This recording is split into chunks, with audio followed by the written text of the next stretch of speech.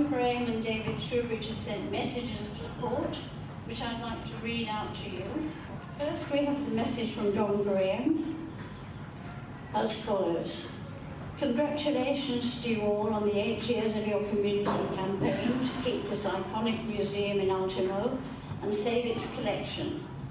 It is because of the work of Save the Powerhouse Museum Alliance and the Friends of Ultimo that the government has been forced into backing down on their original misguided and secretive plans. Without this campaign, the result would have been very different. I want to recognise the work of the New South Wales Parliament Select Committee on the management of the powerhouse. The committee has been able to reveal very important information, but has still suffered from the shroud of secrecy that the New South Wales Government has sought to apply to its plans for the powerhouse. Thank you for inviting me to your event today, and I'm sorry I couldn't be there in person. I look forward to working with you on the future of this important campaign. So that was our message from John. From David Shoebridge, who's got stuck in Canberra, he says, I'm trapped in Canberra with Senate budget estimates. He says, today, the 28th of October, marks 8 years of campaigning to protect the Powerhouse Museum. While many believe the site has been saved, we've got a lot of work to do yet to protect the museum this community knows and loves. In 2014, the New South Wales Government announced that the Powerhouse Museum would move from Ultimo to Parramatta.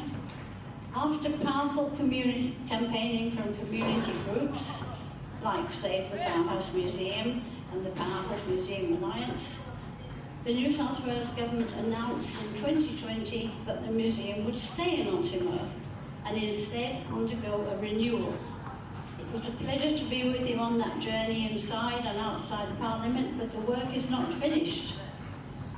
Plans for this renewal currently suggest gutting the heritage halls, ongoing removal of the collections for storage at Castle Hill, and the replacement of the forecourt, used by the community as intended as a meet and greet area, with high-rise buildings. What is left of the museum may not even be called a museum, but a fashion and design facility.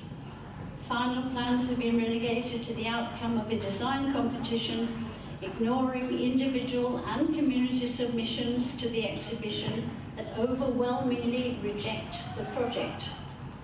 This renewal will cost $500 million of public money, but will significantly downgrade the existing site, not to mention the exorbitant $840 million set aside for the flood-prone new site in Parramatta.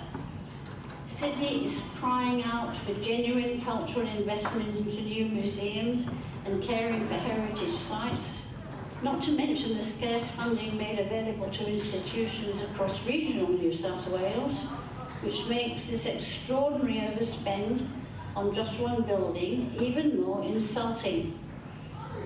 This issue was important to me during my time in state politics and remains important to me now as a Senator for New South Wales. I was the Deputy Chair of the Parliamentary Committee that looked into the government's management of the Powerhouse Museum, which in too many ways was a vanity project for the state government, a property deal pretending to be about cultural institutions.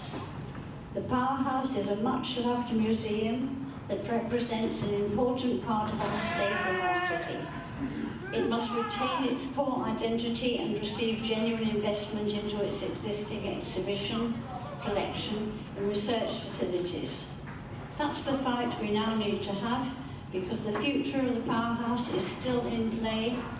That's the struggle I will continue to work with you on the streets and in the Senate. So that's David's message.